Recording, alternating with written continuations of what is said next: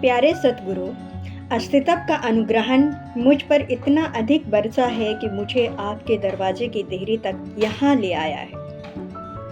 ये मेरे समझ से बाहर की बात है कि किसी ने मुझे इस आशीर्वाद और अनुग्रह की योग समझा है, जिसके लिए मैं उसका हृदय से कृतज्ञता हूँ। केवल आपका अनुकरण करुणामय हृदय ही मुझे अभी भी स्वीकार किए हुए है।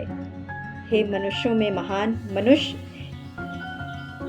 जितना भी और जो कुछ भी मैंने किया है, मैं उसे आपसे कहने का साहस ही नहीं कर पाता और शेष सभी निर्मूल और मेरा अज्ञान है। यहाँ आकर मेरा अतीत फिसल कर नष्ट हो गया है और आपकी उपस्थिति में मेरा मन प्रत्येक परिणाम के प्रति सावधान है। मेरे सबसे अधिक प्यारे मित्र और सतगुरु, मैं कोई भी चीज़ बिल्कुल जानता ही नहीं और मैं आपसे तथा कम्यून में उन सभी अन्य व्यक्तियों से क्षमा मांगना चाहता हूँ जिनसे मैंने कुछ भी लाभ या अनुग्रह प्राप्त किया है। मैं आप ही से पूछना चाहता हूँ, प्यारे सतगुरु, आप मुझ में ऐसा क्या देखते हैं जिसे मैं स्वयं नहीं देख पाता। तुमने जो प्रश्न पूछा है वो दुर्लभ है और अनूठा है। अपने अज्ञान को जानना महत्वपूर्ण ही नहीं है, बल्कि सर्वाधिक महत्वपूर्ण है, क्योंकि जिस क्षण मनुष्य अपने अज्ञान को पहचानता है, वो एक रूपांतर से हो करके गुजरता है और निर्दोष बन जाता है। ओशो कहते हैं, अज्ञान और निर्दोषता के बीच केवल इतना ही अंतर है। अज्ञान कहे चला जाता है, मैं जानता हूँ, निर्दोष इस परिणाम पर पहुँचती है, मैं किसी भी चीज़ को बिल्कुल नहीं जानता, मैं तो पूरी तरह अज्ञानी हूँ। तुम्हारे प्रश्न के बारे में पहली महत्वपूर्ण बात यह है, इतनी अधिक विनम्रता के साथ अपने अज्ञान की पहचान, बिना ये जाने हुए कि तुम क्या कर रहे हो। केवल इस प्रश्न के पूछने से पहले ही तुम रूपांतर से गुजर चुके हो। बिना इस बात के जाने हुए कि तुम क्या कर रहे हो, अब तुम अज्ञानी नहीं हो, बस एक बच्चे की भांति सिर्फ निर्दोष हो और जो कुछ मैं कहने जा रहा हूँ उसे केवल ये निर्दोषता ही समझ सकती है। तुम पूछ रहे हो, आप मुझ में ऐसा क्या देखते हैं जिसे मैं स्वयं नहीं देख पाता। मैं तुम्हें देखता हूँ और यही है वो जिसे तुम नहीं देख पाते, क्योंकि तुम अपने अंदर काफ़ी गहराई तक गए ही नहीं, इतने अधिक गहरे के स्वयं अपने आप का साक्षात्कार कर सको। तुम हमेशा अपने बाहर ही अपने चारों ओर घूमते रहे हो। तुम्हें अपने ही अंदर, अपने अचेतन की अंधेरी गहराइयों में, जहां तुम्हारे अस्तित्व की जड़ें हैं, उतरना होगा। लोग भय के कारण स्वयं अपने अंदर ही नहीं देखते, लेकिन अंदर के अंधेरे में डरने जैसा कुछ है ही नहीं। वो मौन की भांति ही दूसरा नाम है, जहां गहन शांति है, प्रकाश है, बाधा उत्पन्न करता है लेकिन अंधेरा कोई व्यवधान नहीं डालता। तुम जितने गहरे उतरते हो, तुम उतनी ही वहाँ नहीं गहराई पाते हो। तुम जितना नीचे उतरते हो, उतनी ही वहाँ नई गहराई पाते हो, जिनको तुमने कभी स्वप्न में भी नहीं देखा। और जब तुम अपने अस्तित्व के अंतिम केंद्र पर पहुँचते हो, तब वहाँ अचानक एक विस्फोटक होता है। तुम स्वयं ही अपने साक्षात्कार करते हो। तुम दर्पण में अपना ही मूल चेहरा देखते हो।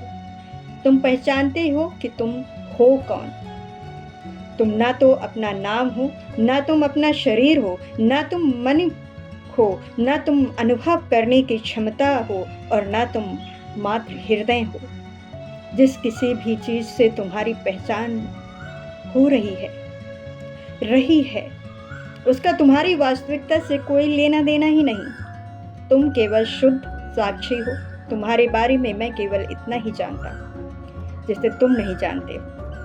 तुम्हारे बारे में मैं ये भी जानता हूँ, क्योंकि इसे अपने बारे में जानता हूँ। आप सभी एक ही तत्व से बने हैं, जिसे चेतना कहा जाता है। जिस क्षण कोई अपने को जान लेता है, वो जीव अस्तित्व और चेतना के सारे रहस्यों को जान लेता है। उसके लिए फिर कुछ भी अनजान नहीं रह जाता। सभी गुप्त रहस्य साक्ष्य के लिए अचानक अपने सभी द्वार खोल देते हैं। तुम्हें बस अपना ही साक्षी खोजना है और प्रतीक्षा मत करो। ये मत सोचो कि कोई दूसरा इसे तुम्हारे लिए कर देगा। ये अंत यात्रा तुम्हें स्वयं अकेले ही करनी होगी। ये अंत यात्रा तुम्हें स्वयं अकेले ही करनी होगी। अपने साथ अपने किसी दूसरे साथी को साथ ले जाने का वहाँ कोई उपाय ही नहीं है। मनुष्य जाति को जितनी महत्ता सुविधाओं से एक सुविधा ये है कि कोई भी उसके अंदर प्रवेश नहीं कर सकता। उसकी स्वतंत्रता परिपूर्ण है, उसमें किसी का दखल देना संभव ही नहीं है। शरीर को नष्ट किया जा सकता है लेकिन चेतना का स्पर्श तक नहीं किया जा सकता है। शरीर को जलाया जा सकता है लेकिन चेतना हर संभव उपाय से प्रभावित होगी। यहाँ तक कि परमाणु शास्त्र भी चेतना के निकट नहीं पहुँच सकते। हर चीज जो तुम्हारे साथ घट सकती है, साक्षी सदा उसके पास होगा, वो सदा उसका साक्षी बना रहेगा और इसीलिए वो सदा सभी के पास होगा। मैं तुमसे जो कुछ भी देख रहा हूँ, मैं जो कुछ भी तुम में देख रहा हूँ, मैं तुम्हें उत्तेजना दे रहा हूँ, तुम्हें विश्वास दिला रहा हूँ, तुम्हें स्वयं को उससे जानने के लिए फुसला रहा हूँ, क्योंकि उसी के साथ परमानंद और पूरा अस्तित्व तुम पर बरस रहेगा। उसी पर तुम्हारा पूरा अस्तित्व तुम पर बरस उठेगा। अचानक उसी के साथ ऐसा वसंत आता है जो कभी तुम्हें छोड़ता ही नहीं है। वो कभी तुम्हें छोड़ता ही नहीं है। बिना उसे जाने हुए जीवन मात्र एक क्षण यह व्यर्थ है। उसे जाने बिना तुम पहले से ही मृत हो। तुम जैसे कभी जन्मे ही नहीं, केवल उसे जानने के बाद ही तुम्हारा जन्म होता है और तुम सनातन शाश्वत अस्तित्व को उपलब्ध होते हो जो मृत्यु, भय, रोग, दुख और निर्धनता के पार है। वो स्वर्ण कुंजी जो कि नित्यता का जादुई द्वार खोल सकती है, वो तुम्हारे ही अंदर है, लेकिन तुम उस कुंजी को अपने अंदर लिए हुए भी बाहर चारों ओर उसकी खोज करते हो। उस कुंजी को लिए हुए भी तुम बाहर चारों ओर खोज करते हो। आज तक सबसे अधिक महत्वपूर्ण जितनी भी स्त्रियां हुई हैं, उनमें से एक रबिया अल अदबिया के बारे में एक सुंदर कहानी कही जाती है। वो बहुत वृद्ध, लगभग 90 वर्ष की थी और सूरज डूबने के समय शाम के धुंधले में वो सड़क पर कुछ चीज खोजने निकल जाया करती थी। एक युवक ने उस वृद्ध स्त्री की ओर करुणावश देखा। वो उस गांव में अजनबी था और वो उसके बारे में कुछ भी नहीं जानता था। उसने उससे पूछा, तुम क्या खोज रही हो? क्या मैं तुम्हारी कुछ सहायता कर सकता हूँ? तुम बहुत वृद्ध हो, सूरज डूब चुका है और अंधेरा घिरने लगा है और तुम कुछ चीज़ें खोजना, यहाँ कुछ भी चीज़ें खोज पाना असंभव है। तुम बस मुझे बताओ कि तुम खोज क्या रही हो। मैं किसी अन्य कार्य में व्यस्त नहीं हूँ और मैं तुम्हारी सहायता कर सकता हूँ। रबिया हंसी। उसने उससे कहा, अजनबी, तुम्हारी मेहरबानी के लिए बहुत शुक्रिया। उसने कहा, तुम मुझे अजनबी क्यों कहती हो? रबिया बोली, क्यों? इस गांव में हर कोई भी व्यक्ति मेरी सहायता के लिए नहीं आया, क्योंकि वे मुझे पागल समझते हैं और शायद वे ठीक ही समझते हैं, ठीक ही कहते हैं, लेकिन मेरी सुई खो गई है। उस युवक ने कहा, इतनी छोटी सी सुई जैसी चीज को तुम अपनी बूढ़ी आंखों से इस अंधेरे में घिरी शाम में कैसे पाने की आश लगा करके बैठी हो? बस मुझे ठीक ठीक बताओ, वो गिरी कहाँ है? क्योंकि ये सड़क है, काफी बड़ी है। यदि तुम मुझे उसे गिरने की एक ठीक जगह दिखा दो तो शायद मैं भी तो उसे खोजने में तुम्हारी सहायता कर सकूं।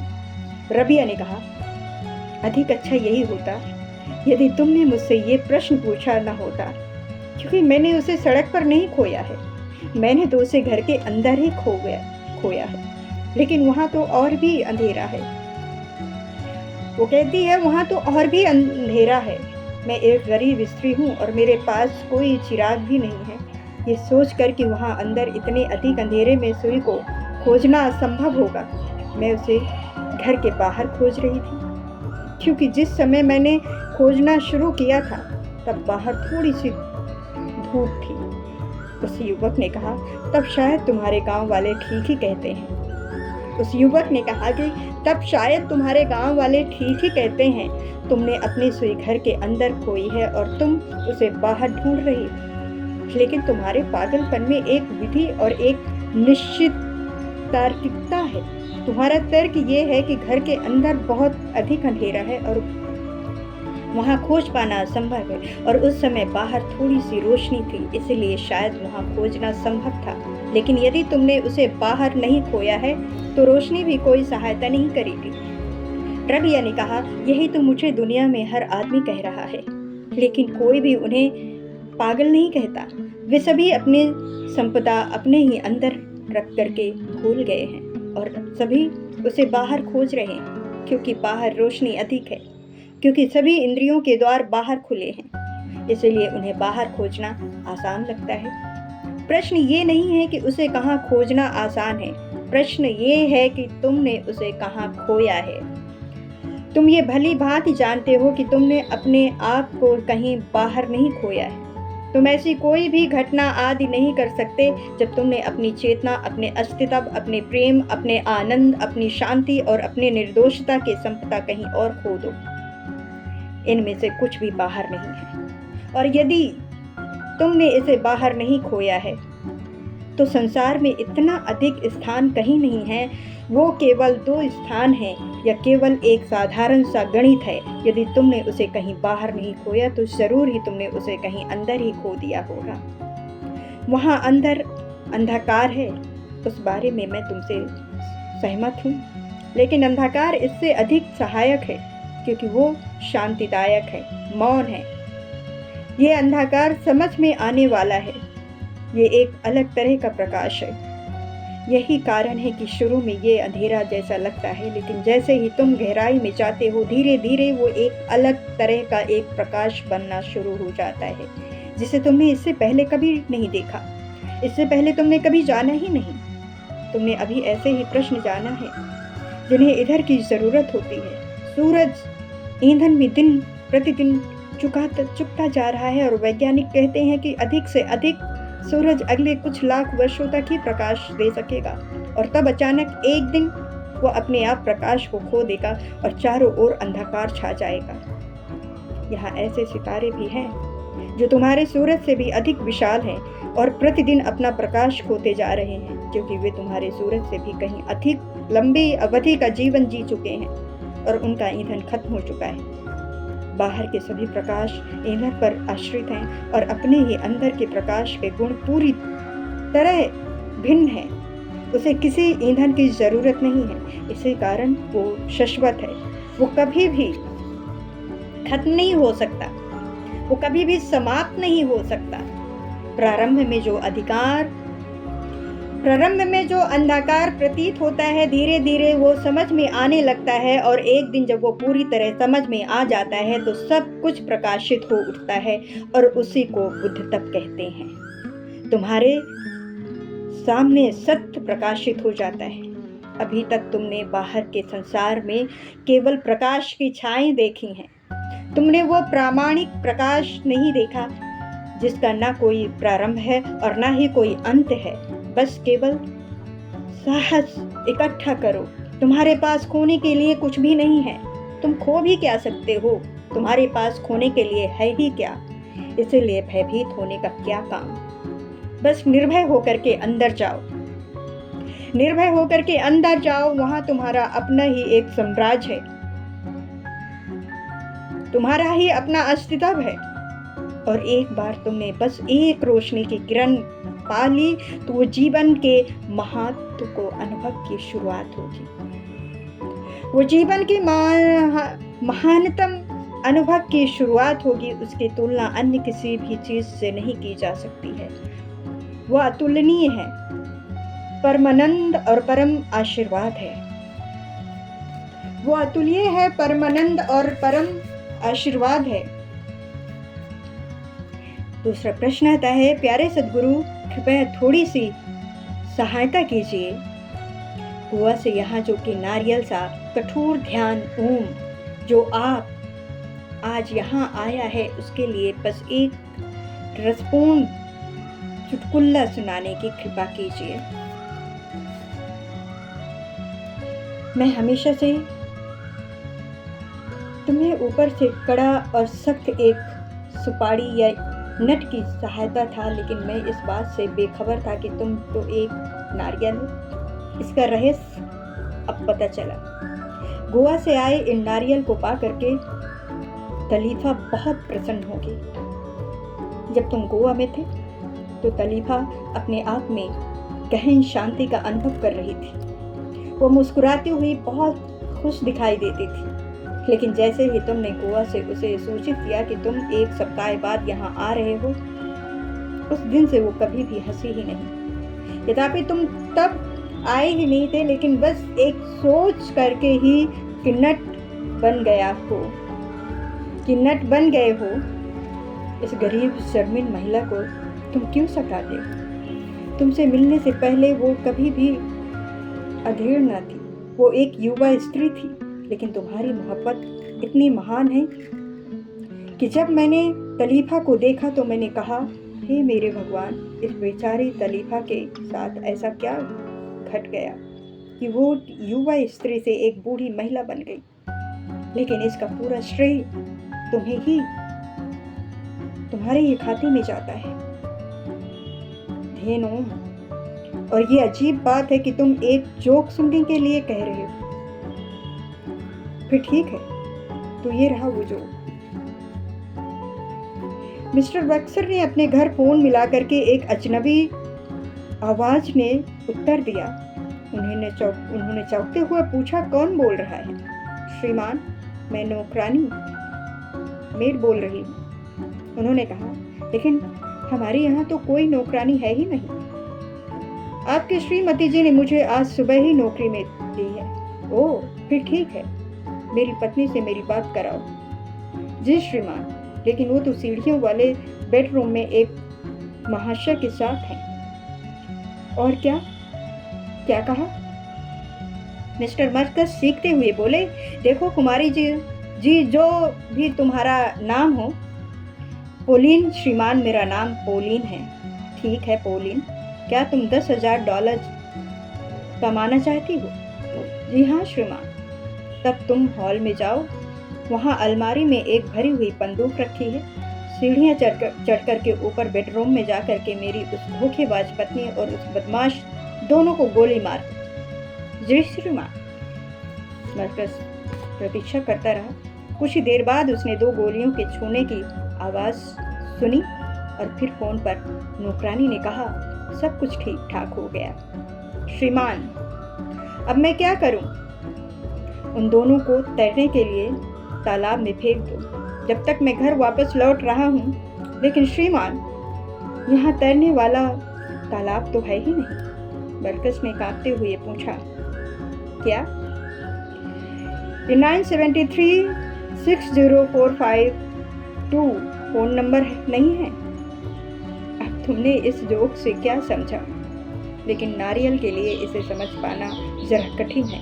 नारियल के लिए जोक सुनने का ये पहला ही अवसर है, लेकिन इसमें कुछ खोज पाने की कोशिश करो। अब बात कुछ मुश्किल होने जा रही है, क्योंकि तलीफा है जर्मन और वो इसे कोई शक्ल नहीं दे सकती। तुम्हें उसके चारों ओर मंडराते हुए उससे पूछना होगा। तुम्हें कोई दूसरा जरूर मिला होगा, और यदि तुम्हें किसी को ना खोज पाओ तो फिर लिख करके दूसरा प्रश्न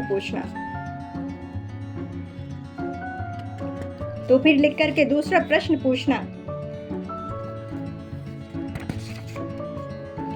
प्यारे सतगुरु, एक डॉक्टर की तरफ काम करते हुए मैं हमेशा निर्दोष विधियों की खोज में रहता था।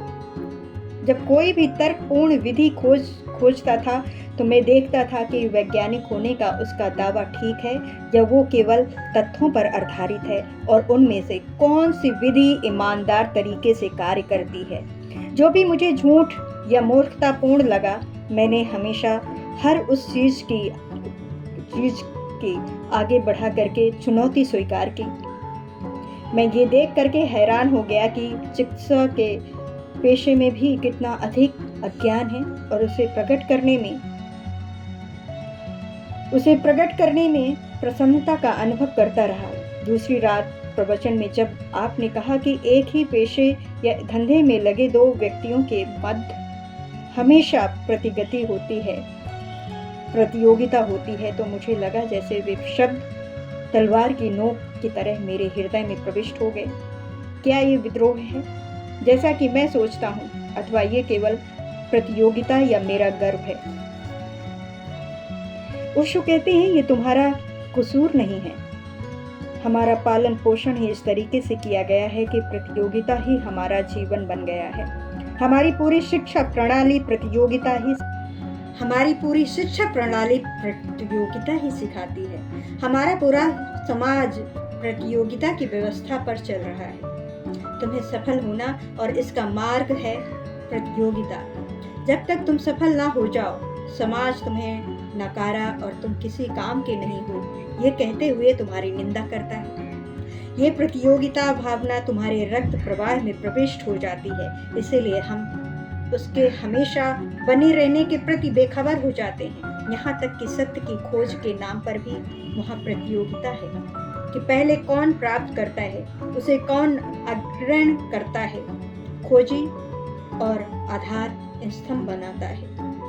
नम्रता जैसे क्षेत्र में भी जिसके बारे में कोई भी यही सोचता है कि ये प्रतियोगिता के क्षेत्र के बाहर है, यहाँ भी तुम यही भावना पाओगी।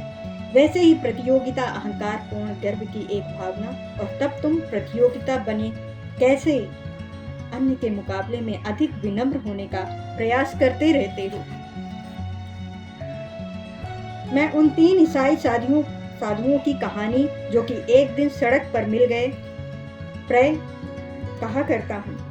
उन तीनों के मठ एक ही पर्वत के पास थे। वे आपस में मित्र बन गए थे और प्रेय एक दूसरे से मिलते रहते थे। एक दिन वे तीनों वृक्ष के छाए लेते बैठे हुए थे। उस दिन बहुत तेज धूप निकली हुई थी और वो तीनों ने अपने अपने मठ के बारे में बात करना शुरू कर दिया। उनमें से एक ने कहा, मैं किसी भी तरह आप लोगों को नाराज नहीं करना चाहता, लेकिन ये सत्य बताना तो बहुत जरूरी हो जाता है। जहाँ तक वजीफे देने का प्रश्न है, मेरा मठ तीनों मठों से श्रेष्ठ है। इसका हम लोग यहाँ प्रतिनिधित्व कर रहे हैं। दूसरे साधु ने कहा, मैं इस बात को स्वीकार करता हूँ, क्योंकि तथ्य तो आखिर तथ्य है। तुम्हारा मठ निश्चित रूप से वजीफे देने के मामले में अधिक अग्रणी है और विद्वान बनाने की ओर भी है। वो अधिक ध्यान दिया जाता है, लेकिन जहाँ तक अनुशासन का संबंध है, तुम्हें ये कभी नहीं भूलना चाहिए कि हमारे मठ के मुकाबले में ऐसा कोई अनुशासन किसी अन्य मठ में नहीं है। यहाँ तक पूर्ण अनुशासन, सत्यत्व, त्याग और जीसस तथा परमात्मा के नाम पर सेवा करने की एकमात्र भावना का प्रश्न है। मेरा मठ है विश्व के सभी मठों में सर्वश्रेष्ठ है। तीसरे ईसाई साधु ने कहा, जहाँ तक विनम्रता का संबंध है, हम सर्वोच्च शिखर पर हैं। तुम इसके मुकाबले कहीं नहीं ठहरते। प्रतियोगिता इतनी गहरे हमारे अंदर प्रविष्ट हो चुकी है। ये विद्रोह नहीं है, देव प्रेम, ये केवल प्रतियोगिता और झूठा गर्व है। ये केवल प्रतियोगिता और झूठा गर्व है। लेकिन तुम जो कुछ भी कह रहे हो, वो तुम उसे और भी कहीं बेहतर बन सकते हो यदि तुम प्रतियोगिता और गर्व छोड़ कर सको, क्योंकि जो कुछ भी ऊर्जा उनमें खर्च होती है, वो मुक्त होकर के तुम्हें विद्रोही बनाने के लिए उपलब्ध होगी। तुम्हें अपनी सभी शक्तियों को इकट्ठा करना है जो कई हिस्सों में विभाजित हो गई हैं, और उन सभी को एक बिंदु पर केंद्रित करना है, जिससे जीवन तीर जैसा बन सके। सभी कुछ विद्रोह के लिए समर्पित होकर के लगा देना है। केवल तभी तुम प्रतियोगी भावना त्याग करके सत्य की खोज में लग सकोगे।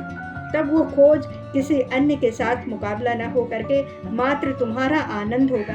तुम तभी बिना किसी अन्य की तुलना किए हुए विनम्र हो सकोगे, क्योंकि तुम्हारा तुलना करना ही विनम्रता को नष्ट कर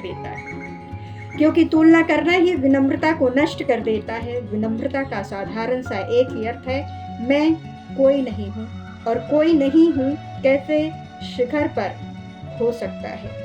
विनम्रता का केवल एक ही अर्थ है कि समाज में धन, सत्ता, ज्ञान, शाश्वत प्रतिष्ठा के लिए जो निरंतर एक घुड़दौड़ चल रही है, मैंने अपने को उससे बाहर अलग कर लिया है। मैं इस जीवनचर्या से बाहर हो गया हूँ। मैं अब इस पागलपन का और इस पागल समाज का अब कोई भी भाग नहीं हूँ। मैं सत्य से प्रेम करता हूँ। मैं उसे खोजने का प्रयास करूँगा।